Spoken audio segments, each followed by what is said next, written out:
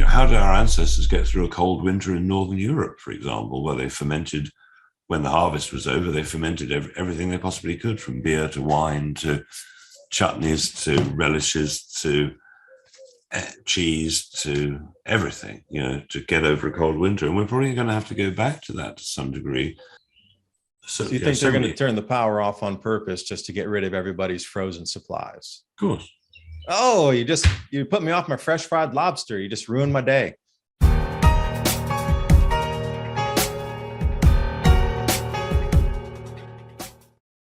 And good afternoon, everyone. Today I have with me Clive De Carl. Now, as we move through these transitions here into the fertilizer shortages and less foods being grown, the hyperinflationary push on foods where people are going to start making a lot different choices on what they eat, what they put in their bodies. How's that going to affect nutrient intake? Because over here on Clive's site, clivedecarl.com, quote, there are only 3 reasons that we lose our health: physical damage, toxicity, and nutrient deficiency. No 4th reason. So pinging on this nutrient deficiency as people make choices to buy foods that might cost less because you need something to fill your belly, or we come to seasonal diets where things are just simply not available anymore. You're going to have to change your choice as the food and the calories start to diminish. Well, society does lockstep but it's all about preparing and knowing what you need to keep your bodies functioning at optimum level. So Clive, thanks for joining me. Yeah, we can repair even some of the really difficult ones. Some of the really difficult ones, where doctors say, well, it's impossible. It's genetic. Well, very unlikely. You know about epigenetics, overgenetics. I was taught at school that genetics determine your fate. That you're born with it, tough luck, get on with it. But this is totally untrue. You can change your genetics with food, diet, thought, frequency, you name it. Speaking of that, a rough one to get rid of for a lot of people, gut health and, leaky gut syndrome. As we move into this, also dairy products and meat is going to become less available and far, far, far higher price. And then the grains as well. So, if I say grains, most people have a short list: wheat, soybean, something, corn. But what about, more of these ancient grains, the amaranths, the spelts, the millets, the sorghum, the buckwheat, these sort of things, because gut health is a huge thing. And, moving forward, I'm just predicting right now that people are going to have such terrible food quality that the amount of leaky gut is going to explode to the point where people are going to have such massive skin rashes and almost be inoperable because their skin is flaring off of inflammation from so much toxicity leaking through the gut wall based on the dietary changes. So just your last thoughts here on grains and dairy and gut health as we move forward these changes as well. Sure. Well, probiotics, probiotics, whether you've made them yourself by fermenting food or soil-based probiotics, which, I sell probiotics on the website, but you can make your own, obviously. Very, very important. How did our ancestors get through a cold winter in Northern Europe, for example, where they fermented when the harvest was over? They fermented everything they possibly could, from beer to wine to chutneys to relishes to cheese to everything, to get over a cold winter. And we're probably going to have to go back to that to some degree. But at the end of a season where there's a glut of tomatoes or a glut of onions or whatever it is, that is the perfect time. If you've got glass jars, save them so that if you are growing your own crop of tomatoes, if you're successful, you have so many you won't know what to do with them, at least you can save them. You could turn them into tomato puree or various things that one can do. I mean, I'm buying bits of equipment, and as an experiment, I'm trying to buy inexpensive ones to show people. I've just bought a still, for example, which I don't think cost me more than $35. So I could make alcohol. I could run the car in it if I had to, or I could get drunk if I felt like the need, or I can make tinctures with the alcohol that I've made. I've got a seed grinder. That's my latest purchase. oh my God, I put some organic pumpkin seeds in the seed grinder, and you get a little alcohol burner, because you've got to warm them up to get the oil out without getting the oil hot. And so there's a little sort of oil burner, and you start the pumpkin seed oil. You've had we've all had pumpkin seed oil, probably out of a bottle. Oh my God, fresh. It was a revelation. I just wanted to eat it right off the spoon. Because, and I've tried sunflower seed. You can grind anything you like and get oils out, because, as you know, bottled oils, perhaps with the honorable exception of extra virgin olive oil, any commercial oil that's not cold pressed, whether it's the best sunflower in the world or whatever it is essentially going to be a dangerous material. People don't realize how dangerous oils are. And that's one of the problems of eating out. It's the oils. Why are people having arterial problems? Why have they all got dementia and stuff? Well, your brain's made of cholesterol. So all these people are eating oils that are not animal-based or not olive or coconut. They don't know the damage they're doing. I gave a talk, it must be 15 years ago now, where I explained that this talk, if somebody had dementia in the family, that they should try giving coconut oil to somebody, or lots of soft egg yolks. And this woman rings me up 12 weeks later. She said 2 years before, she'd given up speaking to her mum on the telephone because it was a waste of time. She could no longer speak to her mum on the telephone. She'd given her 4 tablespoonfuls of coconut oil for 12 weeks. And now she was speaking on the phone again, like 2 years before. In other words, reversing 2 years of dementia with cholesterol.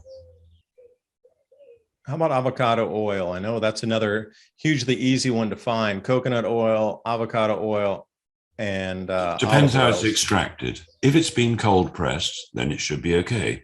If they've used it like the cheapskates do, they use 20-ton ram presses apparently, and they heat the oil up to an extreme temperature, so it's actually rancid, as they use the ram press to squeeze out every last drop. But they don't care, because they don't care. And people are eating rapeseed oil. Oh my, yeah, this is a disaster.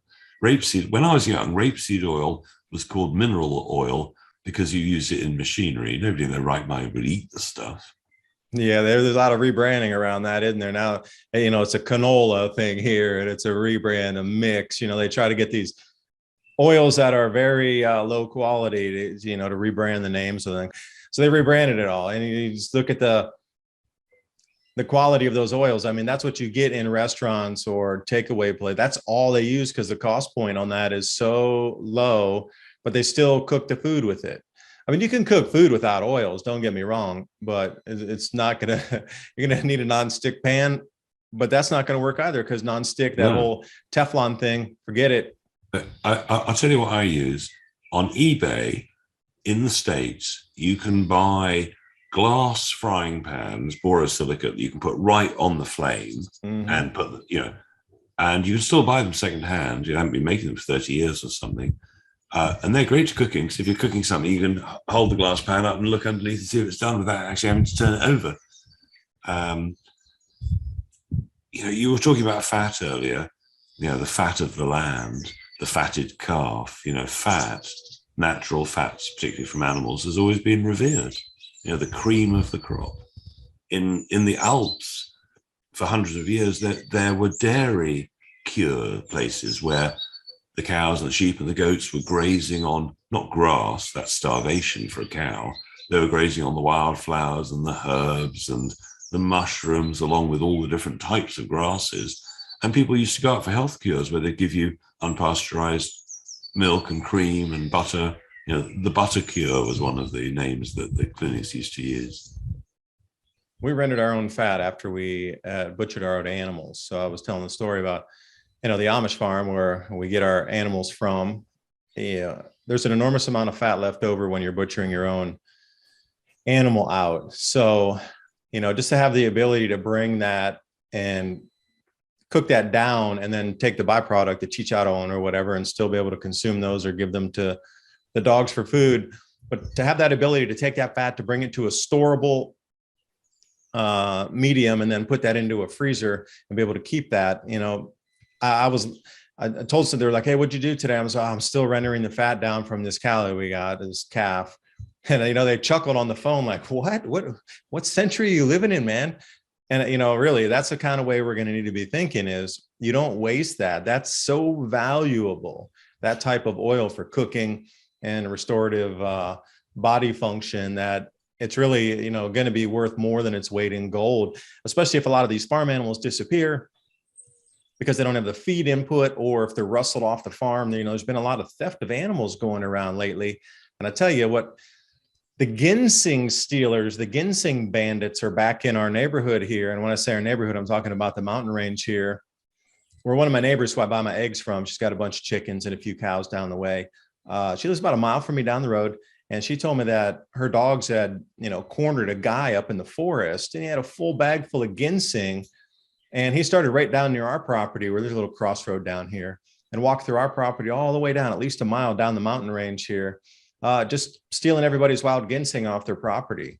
So if they're already at the point of stealing wild ginseng, and the ginseng bandits are back, and there's been a lot of reports of chickens getting stolen and cows disappearing out of the fields, that sort of thing, in addition to the coyotes taking their share.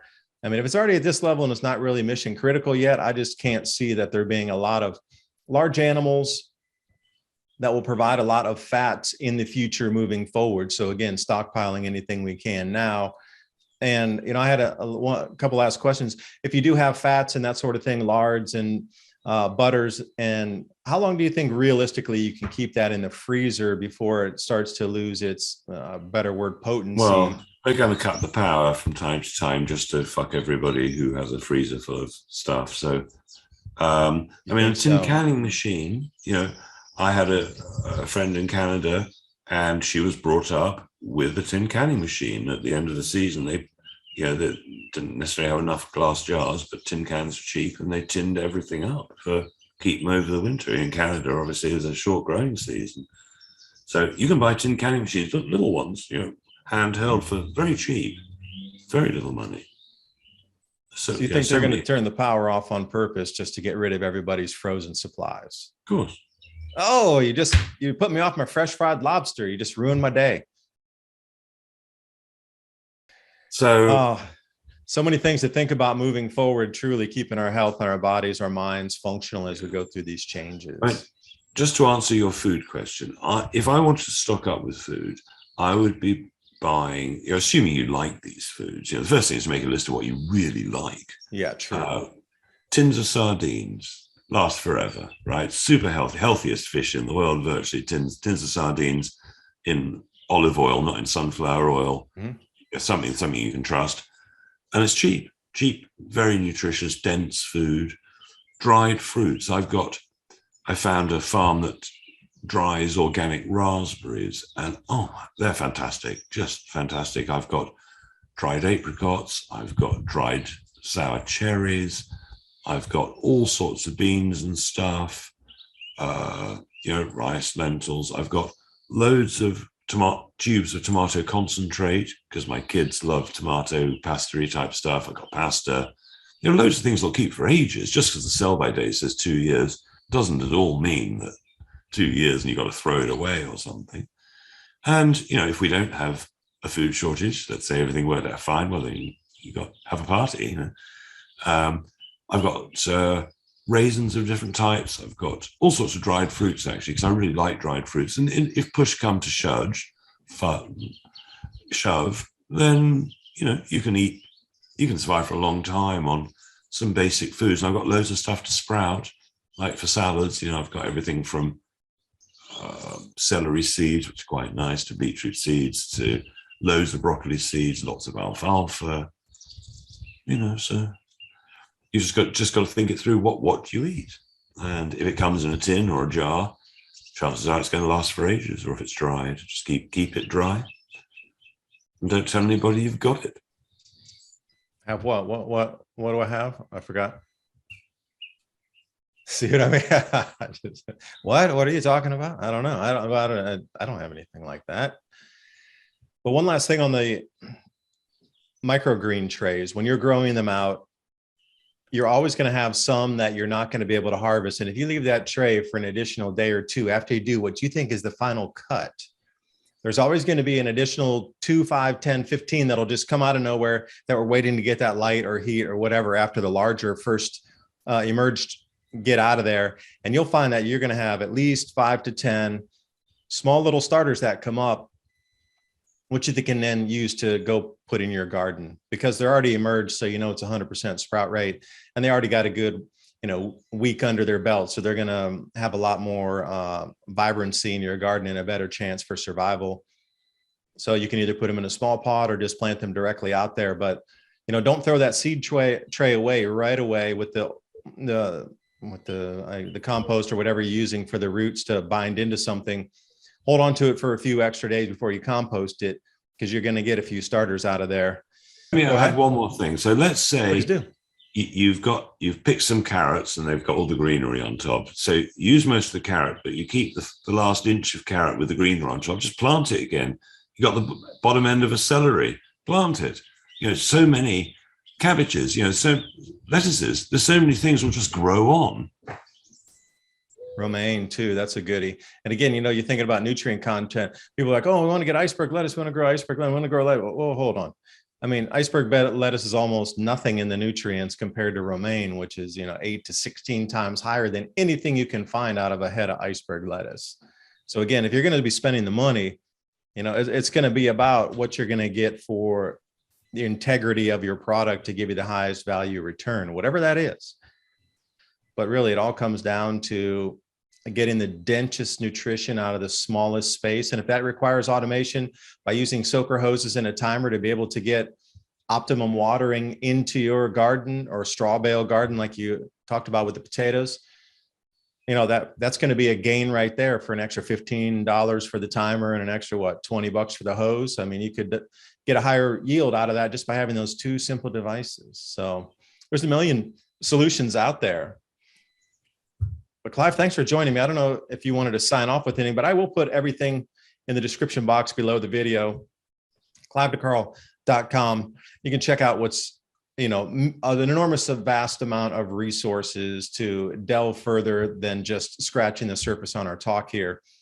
Because our world is changing, it's going to change further, and we really are going to have to be innovative in trying to keep our bodies healthy moving through these changes. And it's really the 1-year period we need to worry about, because by next year, there'll be a lot more things sorted out in terms of, communities coming together and getting this food chain back in order again.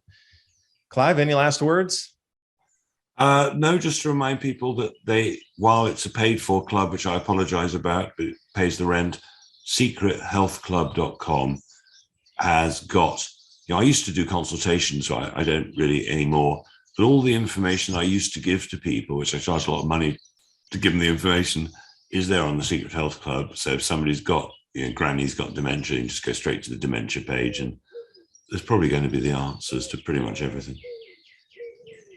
And that's what we need. Again, it's about shared knowledge. We have the internet that's up and running now, but why would you try to reinvent the wheel if you had the person who actually invented carbon black to turn a tire into a tire, and all that information is at your fingertips, right? We just need to take advantage of targeting the information we're searching for, because a huge amount of this research and solutions are already done for us. So it's now about just finding the right location and diving in and getting what works for you and your location. A lot of people are now creating their own private clubs, because kind of private club, there is no censorship. So it's the way it's going to go, I think. Sad world when we can't even compare how our bodies should function. That's considered verboten in today's world. That's the kind of world we're living in. But anyway, Clive, thanks for coming on. And I hope everybody got something out of this talk to help you get ready for the changes and enhance the lives of you and your families and your communities. And we'll talk to you next time. Bye for now.